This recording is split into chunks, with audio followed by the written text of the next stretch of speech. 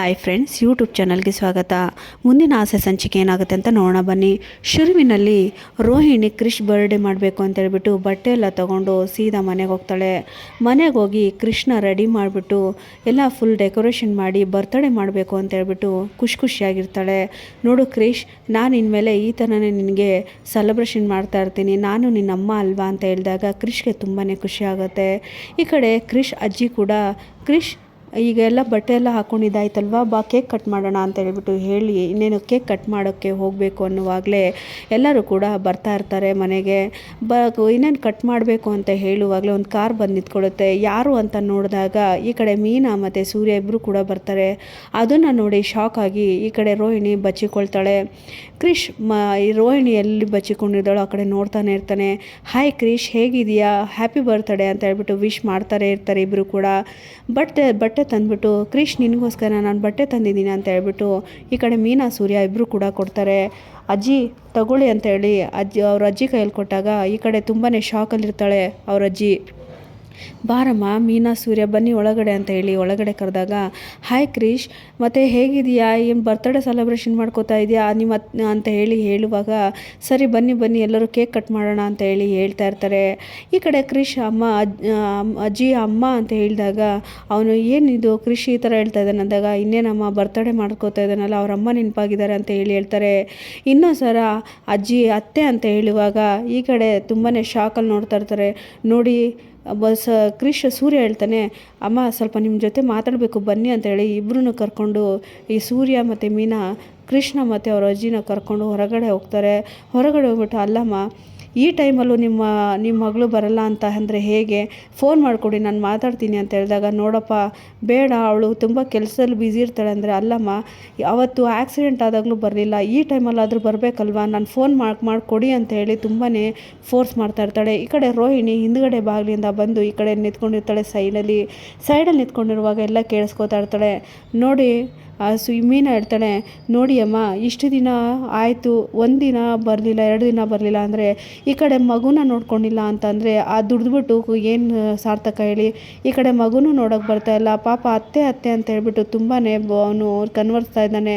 ಈ ಟೈಮಲ್ಲೂ ಬರಲಿಲ್ಲ ಅಂತ ಅಂದರೆ ಹೇಗೆ, ಇಂಥ ಅಲ್ಲ ಪ್ರೀತಿ ವಿಶ್ವಾಸ ಇಲ್ಲ ಅಂತಂದಮೇಲೆ ದುಡಿಮೆ ಮಾಡಿ ಏನು ಇದು ಮಾಡಿ ಹೇಳಿ ಅಂತ ಹೇಳಿಬಿಟ್ಟು ಫೋನ್ ಮಾಡಿಕೊಡಿ ಅಂತ ಹೇಳಿ ತುಂಬಾ ಫೋರ್ಸ್ ಮಾಡ್ತಾ ಇರ್ತಾರೆ. ಕ್ರಿಶ್ ಅಜ್ಜಿ ಹೇಳ್ತಾರೆ, ನೋಡಪ್ಪ ಬೇಡ, ಅವಳು ದುಬೈಯಲ್ಲಿದ್ದಾಳೆ, ಅವಳು ಫೋನ್ ಬ್ಯುಸಿ ಇರ್ತಾಳೆ, ಫೋನ್ ಮಾಡಿದ್ರೆ ಬೈತಾಳೆ ಅಂದಾಗ ನಾನು ಮಾತಾಡ್ತೀನಿ ಕೊಡಿ ಅಂತ ಹೇಳ್ತಾರೆ. ಆಗ ಕ್ರಿಶ್ ಅಜ್ಜಿ ಇರೋ ಸತ್ಯನ ಎಲ್ಲ ಹೇಳ್ತಾಳೆ. ಇಲ್ಲಪ್ಪ, ನಾನು ನಿನ್ನ ಕೃಷ್ಣ ತುಂಬ ಹಚ್ಕೊಂಡಿದ್ದೀನಿ ಅಂತ ನಾನು ಹೇಳ್ತಾ ಇದ್ದೀನಿ, ಇದು ಸತ್ಯಾಂಶ ಯಾರಿಗೂ ಹೇಳೋಕೆ ಹೋಗ್ಬೇಡಿ, ನಿಮ್ಮ ಮಾತ್ರ ಹೇಳ್ತೀನಿ ಅನ್ನುವಾಗ ರೋಹಿಣಿಗೆ ತುಂಬಾ ಶಾಕ್ ಆಗ್ತಾ ಇರುತ್ತೆ. ಯಾಕೆ ಅಮ್ಮ ಎಲ್ಲ ವಿಷಯನೂ ಹೇಳ್ತಾ ಇದ್ದಾರೆ ಅಂತ ತುಂಬ ಶಾಕಲ್ಲಿ ನೋಡ್ತಾ ಇರ್ತಾರೆ. ಅದೇ ಟೈಮಲ್ಲಿ ರೋಹಿಣಿ ತಾಯಿ ಎಲ್ಲ ಕೂಡ ವಿಷಯ ಹೇಳ್ತಾರೆ. ಇಲ್ಲಪ್ಪ, ಯಾರು ಅತ್ತೆ ಅಂತ ಹೇಳ್ತಾ ಇದ್ರು, ಅವಳು ಅತ್ತೆ ಅಲ್ಲ ಇವ್ರ ತಾಯಿ ಅಂತ ಹೇಳಿದಾಗ, ಏನು ಹೇಳ್ತಾ ಇದ್ದೀರಮ್ಮ, ಇವ್ರ ತಾಯಿನ ಮತ್ತೆ ಏನಕ್ಕೆ ಅತ್ತೆ ಅಂತ ಹೇಳಿಸ್ತಾ ಇದ್ದೀರ ಅಂದಾಗ, ಇಲ್ಲಮ್ಮ ನಾನು ಅವ್ರಿಗೆ ಇಷ್ಟ ಇಲ್ದಿರೋ ಮದುವೆ ಮಾಡಿದೆ, ಆದರೆ ವಯಸ್ಸಾಗಿತ್ತು ಅವರಿಗೆ, ಆ ಮಗು ಇನ್ನು ಅವಳು ಪ್ರೆಗ್ನೆಂಟ್ ಇದ್ದಾಗಲೇ ಅವ್ರದ್ದು ಗಂಡ ತೀರೋದ, ಆಗ ಕ್ರಿಶ್ ಹುಟ್ಟಿದ, ಅದಕ್ಕೆ ಕ್ರಿಶನ್ ನೋಡಿದರೆ ಅವಳಿಗೆ ಆಗಲ್ಲ, ಹಾಗಾಗಿ ಅತ್ತೆ ಅಂತ ಹೇಳಿಸಿದ್ದಾನೆ ಅಂತ ಹೇಳ್ತಾರೆ. ಮತ್ತು ನೀವು ಆ ಥರ ಮಾಡ್ಬೋದಾ ಅಂತ ಹೇಳಿದಾಗ, ಏನು ಮಾಡೋದಮ್ಮ, ನಾವಿರೋದೇ ಒಬ್ಬಳು ದುಡಿಮೆ ಮಾಡೋಕ್ಕೆ, ನಾನು ನೋಡಿದ್ರೆ ಎಷ್ಟಂತ ಇದು ಮಾಡಲಿ, ಮಗಳು ಅಲ್ವಾ, ನನ್ನ ಕರ್ತವ್ಯ ನಾನು ನಿಭಾಯಿಸ್ಬೇಕಾಯಿತು, ಹಾಗಾಗಿ ನಾನು ಮಾಡಿದೆ, ನೀನು ಮಾಡಿದೆ ಅಲ್ವಾ, ನೀನೇ ಅನುಭವಿಸು ಅಂತ ಹೇಳ್ಬಿಟ್ಟು ಆ ಮಗುನ ಬಿಟ್ಟು ಹೋಗಿದ್ದಾಳೆ. ನಾನೇ ನೋಡ್ಕೋತಾ ಇದ್ದೀನಿ, ಅದಕ್ಕೆ ನಾನು ಮಾಡಿರೋ ಪಾಪ ನಾನೇ ಅನುಭವಿಸ್ತಾ ಇದ್ದೀನಿ, ನಾನೇ ಅವನಿಗೆ ಕಷ್ಟ ಸುಖ ಎಲ್ಲ ನಾನೇ ನೋಡ್ಕೋತಾ ಇದ್ದೀನಿ ಅಂತೆಲ್ಲ ಹೇಳ್ತಾಳೆ. ಸರಿ ಅಮ್ಮ ನಾನು ಮಾತಾಡ್ತೀನಿ ಕೊಡಿ ಅಂತ ಹೇಳಿ ಸೂರ್ಯ ಹೇಳುವಾಗ, ಇಲ್ಲಪ್ಪ ಈಗ ನಾವು ಮತ್ತೆ ಕೋಪ ಮಾಡ್ಕೋತಾಳೆ, ಬೇಡ ಅಂತ ಹೇಳ್ತಾಳೆ. ಆದರೂ ಕೂಡ ಈ ಕಡೆ ಮೀನಾ ಹೇಳ್ತಾಳೆ, ಬಿಡಿ ಬೇಡ, ಯಾಕಂದರೆ ಅವರು ತುಂಬ ಕೋಪ ಮಾಡಿಕೊಂಡ್ರೆ ಕಷ್ಟ ಅಂತ ಹೇಳಿ ಈ ಕಡೆ ಹೇಳ್ತಾರೆ. ಸರಿ ಬನ್ನಿ ಒಳಗಡೆ ಹೋಗೋಣ ಅಂತ ಹೇಳ್ಬಿಟ್ಟು ಎಲ್ಲರೂ ಕೂಡ ಒಳಗಡೆ ಹೋಗ್ತಾರೆ. ಈ ಕಡೆ ರೋಹಿಣಿ ಕೂಡ ತುಂಬಾ ಅಳ್ತಾ ಇರ್ತಾಳೆ ಮತ್ತು ತುಂಬಾ ಕೋಪ ಮಾಡ್ಕೋತಾ ಇರ್ತಾಳೆ. ಯಾಕೆ ನಮ್ಮಮ್ಮ ಎಲ್ಲ ವಿಷಯನೂ ಹೇಳಿಬಿಟ್ರು ಅಂತ ಹೇಳ್ಬಿಟ್ಟು ಒಂದು ಕಡೆ ಕೋಪ ಮಾಡ್ಕೋತಾ ಇರ್ತಾಳೆ. ಸರಿ ಅಂತ ಹೇಳಿ ಎಲ್ಲರೂ ಕೂಡ ಕೇಕ್ ಕಟ್ ಮಾಡುವಾಗ ರೋಹಿಣಿ ತುಂಬಾ ಅಳ್ತಾ ಇರ್ತಾಳೆ. ಈ ಕಡೆ ಕ್ರಿಶ್ ಅವರಮ್ಮನ ನೋಡಿಕೊಂಡು ಕೇಕ್ ಕಟ್ ಮಾಡ್ತಾ ಇರ್ತಾನೆ. ಕ್ರಿಶ್ ಯಾಕೆ ಈ ಥರ ಮಾಡ್ಕೊಂಡಿದ್ಯಾ ಮುಖ ಅಂದಾಗ, ಏನೂ ಇಲ್ಲ ಅಂತ ಹೇಳಿ ತುಂಬ ಖುಷಿಯಾಗಿ ಮತ್ತೆ ಕೇಕ್ ಕಟ್ ಮಾಡ್ತಾನೆ. ಈ ಕಡೆ ಸೂರ್ಯ ಮೀನಾ ಎಲ್ಲ ಸೆಲೆಬ್ರೇಷನ್ ಮಾಡಿ ಹೋಗ್ತಾ ಇರ್ತಾರೆ. ಸರಿಯಪ್ಪ ನೀವು ಹೊರಡಿ ಅಂತ ಹೇಳಿ ಹೇಗೋ ಮಾಡಿ ಕಳಿಸ್ತಾಳೆ. ಸರಿ ಕೃಷ್ಣ ಹೊರಡ್ತೀನಿ ಅಂತೇಳಿ ಅವರು ಅಲ್ಲಿ ಹೊರಡಿದ ಮೇಲೆ ರೋಹಿಣಿ ಬಂದ್ಬಿಟ್ಟು ಅವ್ರ ತಾಯಿಗೆ ಬೈತಾಳೆ, ಅಲ್ಲ ನಿನಗೇನು ಆಗಿದೆ, ನಿನಗೆ ಏನು ಕರೆದಿದೆಯಾ ಅವರಿಗೆ ಅಂತ ಹೇಳಿದಾಗ, ನಾನು ಕರೆದಿಲ್ಲಮ್ಮ ಅವರೇ ಬಂದಿದ್ದಾರೆ ಅಂತ ಹೇಳಿ ಹೇಳ್ತಾರೆ.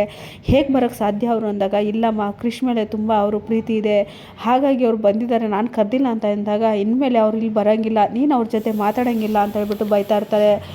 ಯಾಕಮ್ಮ ನಾನೇನು ಮಾಡಿದೆ ಅಂತ ಹೇಳಿದಾಗ, ನಾನು ಮಾತಾಡದೇ ಇದ್ರು ಅವ್ರು ಬರ್ತಾರಮ್ಮ, ನಾನೇನು ಮಾಡಲಿ ಅಂತ ಹೇಳಿದಾಗ, ಅವೆಲ್ಲ ನನಗೆ ಗೊತ್ತಿಲ್ಲ, ಅವರು ಇಲ್ಲಿ ಬರೋ ಹಾಗಿಲ್ಲ ಅಷ್ಟೇ ಅಂತೇಳಿ ತುಂಬಾ ರೋಹಿಣಿ ಕೋಪ ಮಾಡ್ಕೋತಾ ಇರ್ತಾಳೆ.